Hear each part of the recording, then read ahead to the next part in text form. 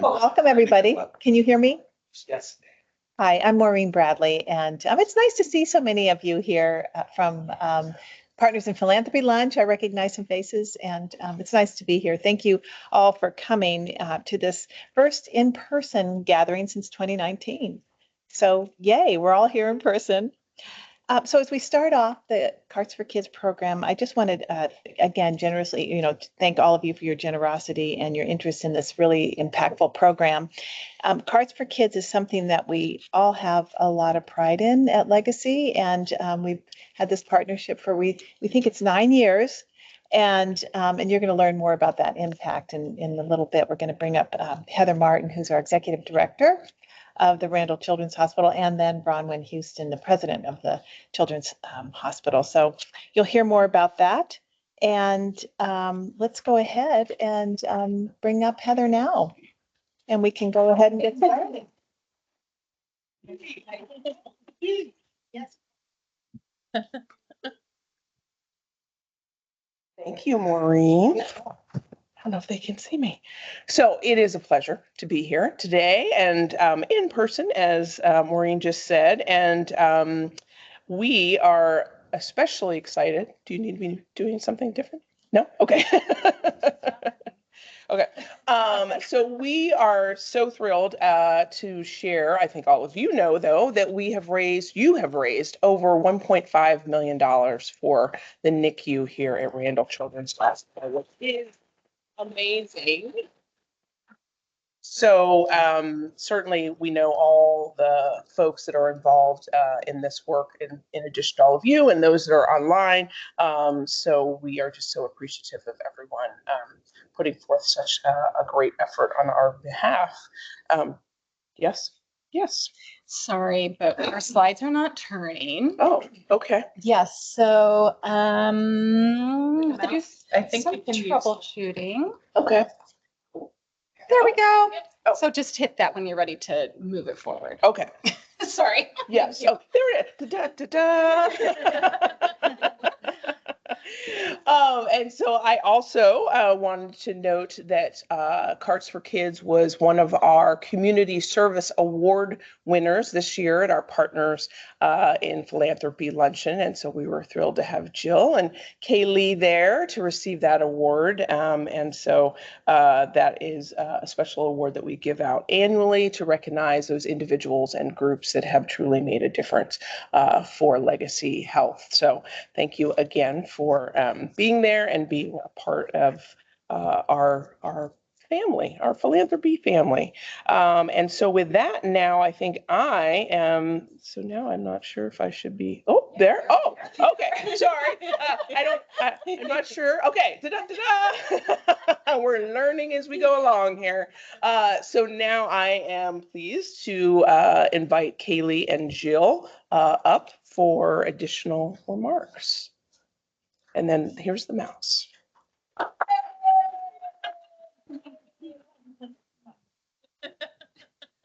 Hey, good morning, everyone. I am Kaylee Rakes. I run the health and beauty desk for Fred Meyer, and I was absolutely honored to accept this award, and it is proudly displayed in the lobby of the Fred Meyer office, and I talk it up every chance I get, believe me. So I got involved in the 2024 campaign and was just so inspired by everything that the philanthropy does and touring the NICU itself. I just had to get more involved. So thank you for having me. And I'm Jill Stanchild. I've been with Alliance Sales for 5 years now, and I'm thrilled to have her because she's a great co-chair. And we just made such great strides in 2024. I think we had 61 vendors sign up. It's a great program. The first year we started, it was getting everybody used to it, but now consumers that are in the stores are looking for the tags, and we've just grown and grown. Trying to think, 2025, we're hoping for 75. Let's so go. We're going to hit everybody up and go from there. So I don't know, we're supposed to hit enter. There we go. Oh, there's that. Nope. So okay. We're going to let you guys.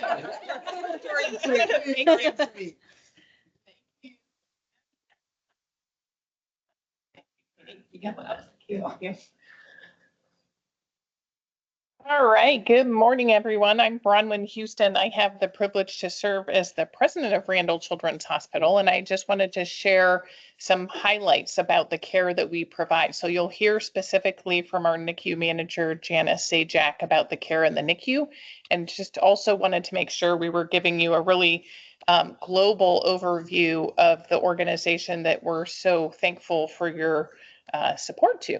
So you may know we're actually a regional center for the care of infants, children, teens, and young adults. And we also like to include in that birthing persons.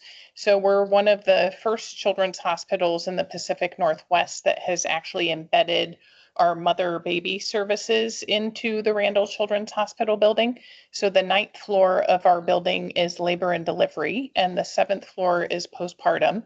And we are considered a high risk center for birthing persons. So mothers who have any type of complicated pregnancy, they're referred to Randall for their care. And then again, that's such a great complement to our level 4 NICU, which has the expertise to take care of the tiniest and most sick babies.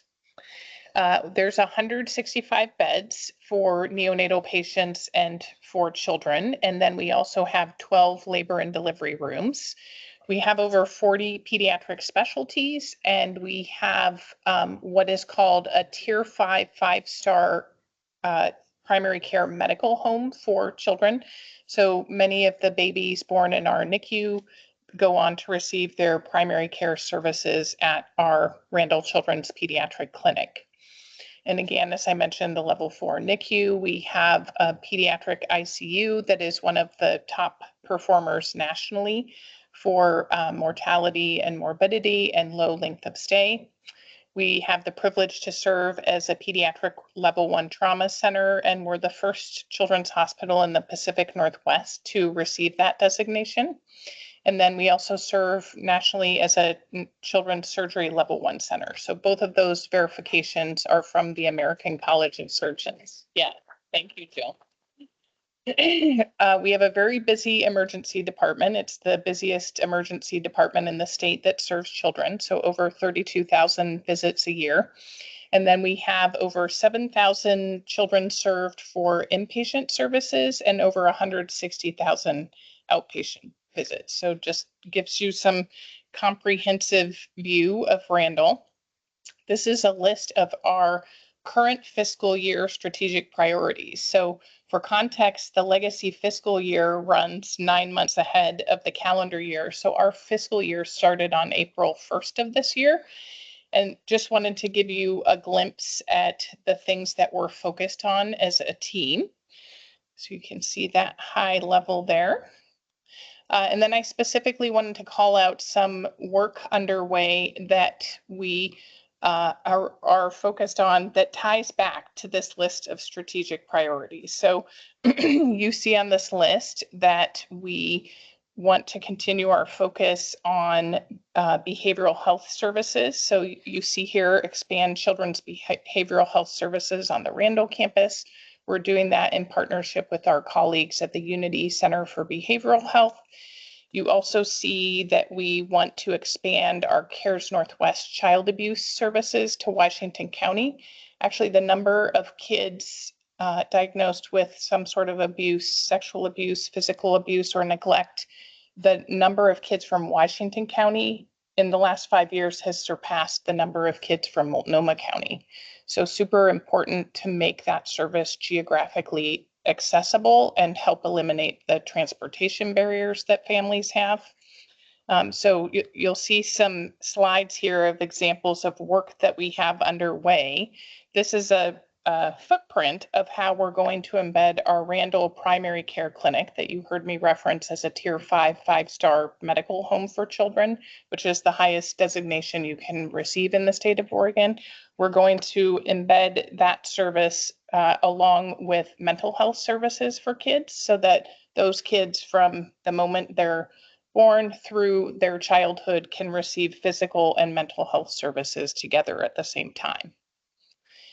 This is a picture of our CARES Northwest team at the new building that they will reside in Washington County. So they'll continue to keep their footprint here on this campus to take care of children who have suffered from abuse. And then they will be able to expand their services to Washington County. These are some architectural renditions of what the building will look like in Washington County.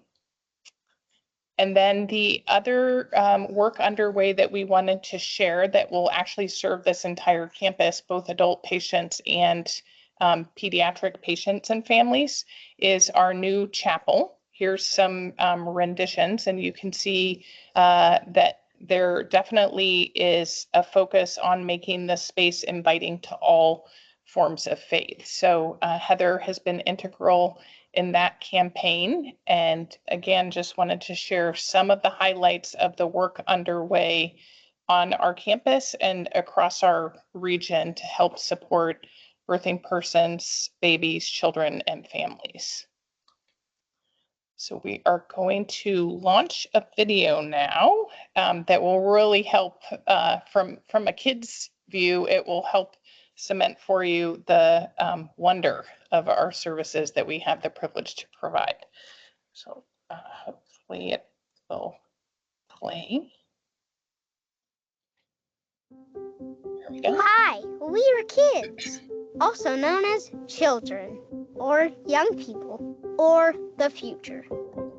And this is a hospital, also known as a place with lots of doctors and nurses. But it's not just any hospital. It's Randall Children's Hospital. When you hear that name, what do you imagine inside? Sure, there are doctors and nurses, and of course, children. The hospital sees 150,000 kids each year. That's a lot.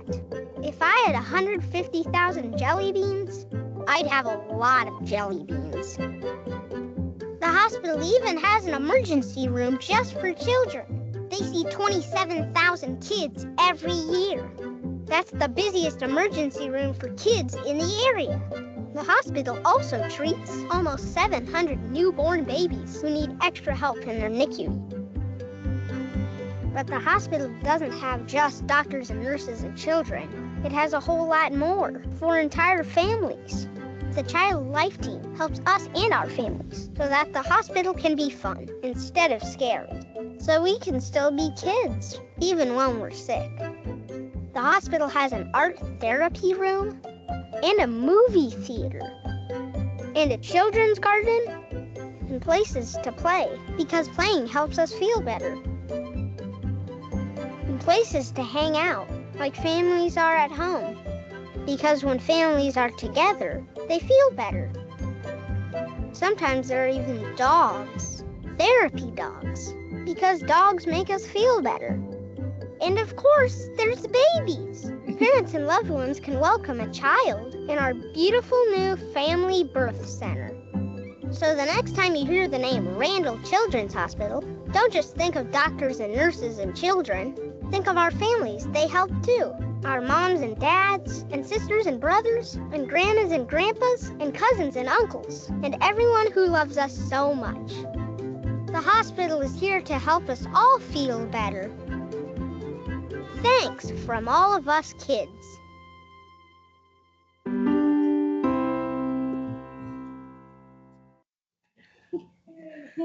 All right, I love that video. I could watch it all day long. I love that it's our own patients and family members. So now I have the privilege to introduce Janice Zajac. So she has served as the nurse manager of our NICU for many years, has a long history of breadth and depth in the care of neonatal patients. She has one of our NICU team members here with us today as well, Lori Falk. And between the two of them, whenever I see the two of them, I think of people who are so passionate about the tiniest babies. If you didn't get a chance to see the tiny little diapers out there, I encourage you to go take a look because that gives you a glimpse of how tiny the humans are that we have the privilege to take care of in the NICU. And just I give my huge appreciation to Janice and Lori because they really spread the passion that they have across the whole team. So thank you, Janice.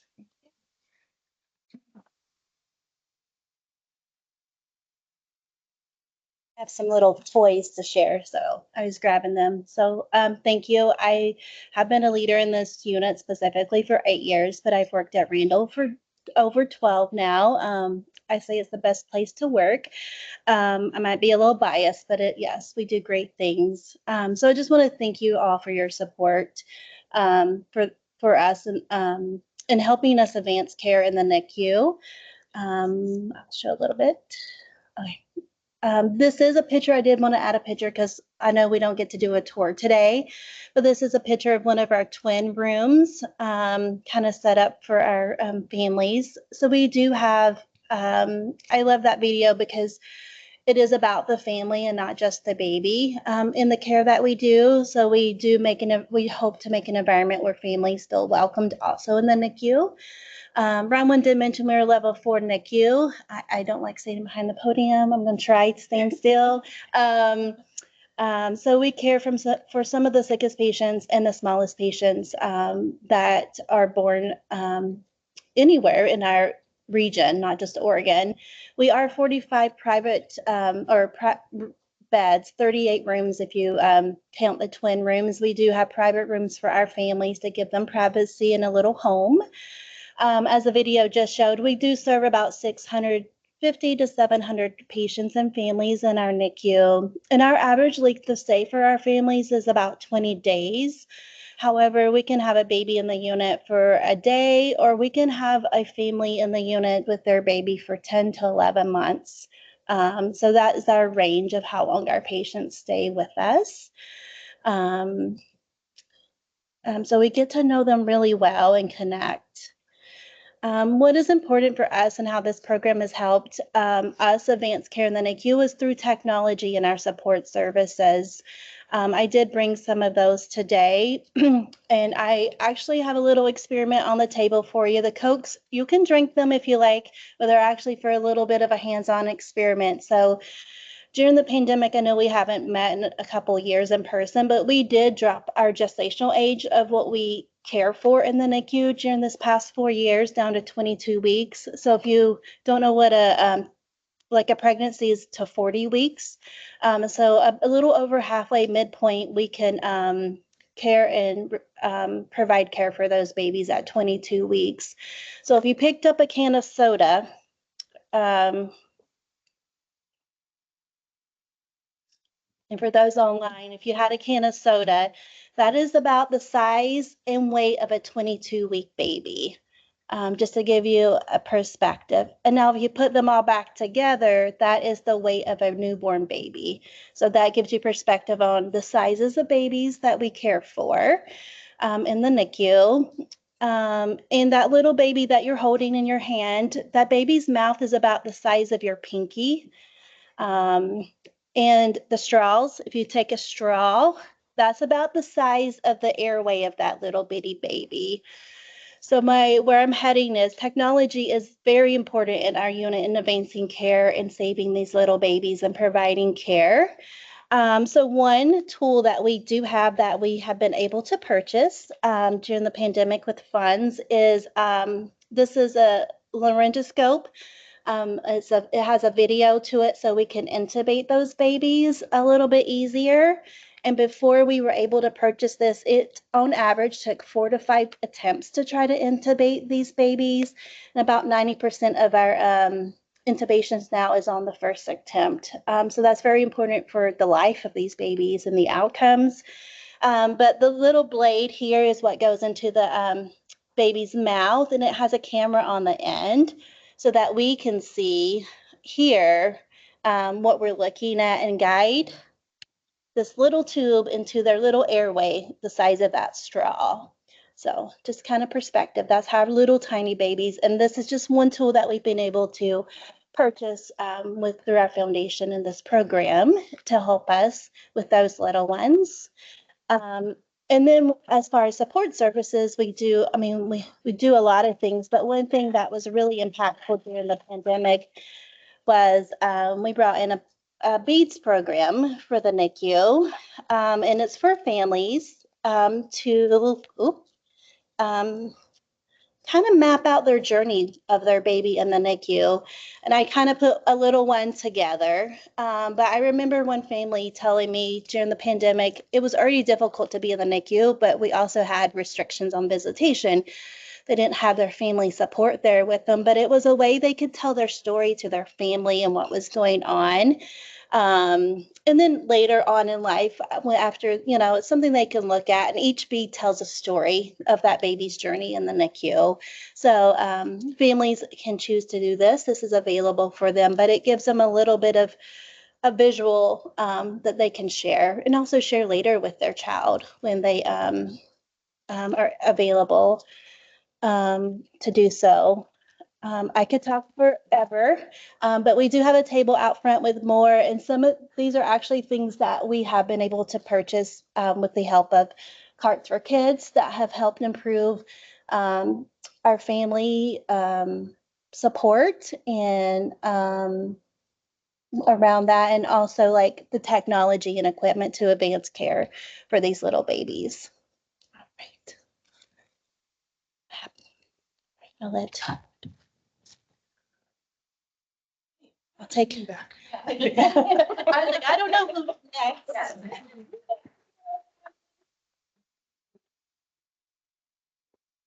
Thank you, Janice. And I was going to note that with the NICU families, I believe for the first time in quite a number of years, there's going to be a reunion coming up in September, I think September 7th, which is, to your point about how long the families can be in the NICU and how close everyone gets to bring those families and patients back is amazing. And I'm so happy that you can do that in person. And so I know everybody is really looking forward to that.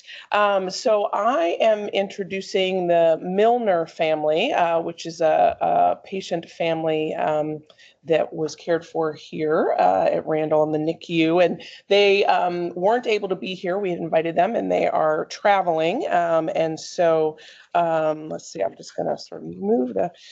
So I had the opportunity to meet the Milners. I guess it was just last year. They had reached out because they wanted to for their kid's birthday. So maybe I should back up and share that. So the Milner family, they have identical triplet boys that were cared for in our NICU, and then they have an older daughter, Lucy. So they are a very busy family, lots going on. But here are some photos of the Milners when they were in the NICU, and you can see the three boys here, and that's Lucy up there with her parents. And so they are just so grateful for the care that they received here, and wanted to share their story a little bit more. And we have I think we have a video, but essentially just to share a little bit more. So Liz, the mom, she was hospitalized for 6 weeks before the boys were born, and they were born at 30 weeks. So this is at the end of 21, so December of 21. And then Lucy was just 14 months old. And so again, she wasn't able to come into the hospital at that time, but she could come and at least see her mom on campus. Those are the rolling hills and over by Randall. And so at least they were able to see one another and have some family time together. And so, yeah, it's a wonderful story. And then they were able to take advantage of one of the incredible programs we have at the NICU, which is the music therapy program. So Stephen Patton is our music therapist, and they were able to work with him. And so in the video, you'll see their interaction with Stephen as well. And so I think if I had to do, let's see. Yep. I'm Andrew. I'm Liz, and this is Willie, Sammy, Lucy, and Tommy. Lucy and the Trips. Our triplet boys were here in the NICU.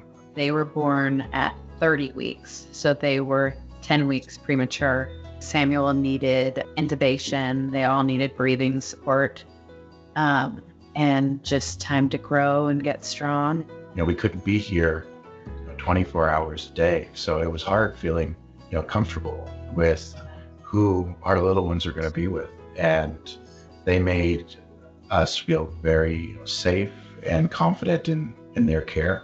I'm Stephen Patton. I'm the music therapist at Randall. We use music for all sorts of reasons in the NICU. We do multi-sensory experiences, so music and massage and rocking to help their brains develop and help them learn to tolerate lots of different kinds of sensory stimulation.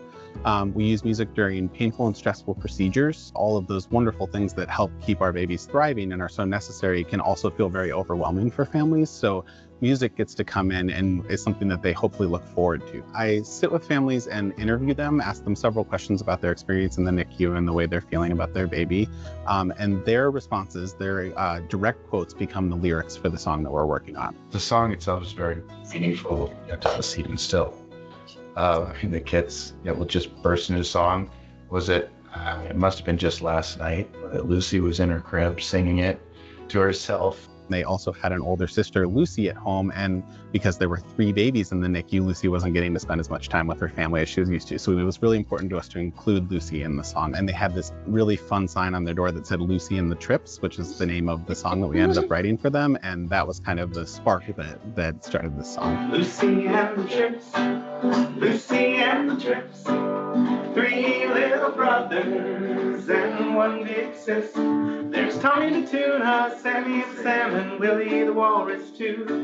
And from the band is the leader of the clan, it's little Ladybug Lulu. Lucy and the Trips, Lucy and the Trips. I think it was pretty amazing how somebody like Stephen was even thinking about us outside of being here, his job. And that's just like the Randall staff. It's not just a job for them. It's a life, and it's something they take extremely seriously and just bring a lot of love. They came to work every day with so much love and compassion and thoughtfulness, and even through such a stressful, kind of scary time. And these people are magical. Lucy and the Trips, Lucy and the Trips. 2 little waters and 1 good sis. There's Lucy and the Yep. So yes, it gets me a little verklempt whenever I see that. So as I mentioned, I was able to visit with the family last December for the boys' birthday, and for their birthday celebration, they actually collected toys from friends and family to bring to Randall to help other families. So again, they're just so appreciative and just so generous. Again, they were not able to be here today, but I think we have a thank you video that we'll be able to share out afterwards from the family. But there they are. And now I'm going to have that song in my head. It's very catchy. So I think with that, I'm going to turn it over to back to Kaylee for more information. Thank you. Awesome. Thank you so much. I mean, so inspiring. Like, it's hard not to get emotional when you see things like that. And families like that are exactly the reason that I want to participate in Karts for Kids. So what is Karts for Kids? Karts for Kids is a cause marketing campaign that proudly supports the neonatal intensive care unit at Randall Children's Hospital, but it also supports our vendors and the brands that they represent during the month of April. So customers will see the brand tags on the shelves, letting them know that if they shop those brands, they're choosing to support Randall Children's Hospital. So for participation, it's easy for vendors to sign up. It's $3,500 for each category. And then this year, we are going to, sorry, one second. Rather than choosing specific items to participate, vendors will sign up and then say, for example, Tillamook cheese, we will choose the items in that category. So for program benefits, tags within the stores are highly targeted by area. And then they will show that the retailer supports Randall Children's Hospital.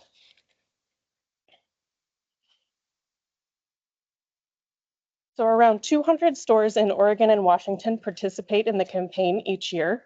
As an employee of Fred Meyer, I can say that we are proud to be longstanding partners with Karts for Kids, with approximately 45 stores participating. Here are some examples of the tags in stores during the month of April. Last year, our taggers hung 45,000 tags. I know I can speak for the whole committee when I say how grateful we are and our vendors are to be supportive of this endeavor and our contributions with Karts for Kids. And with that, I would love to welcome to the stage Gretchen Lawrence.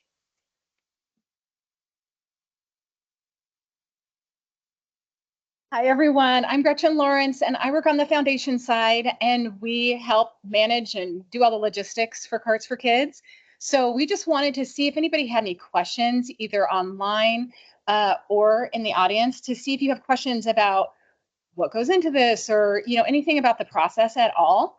So any questions?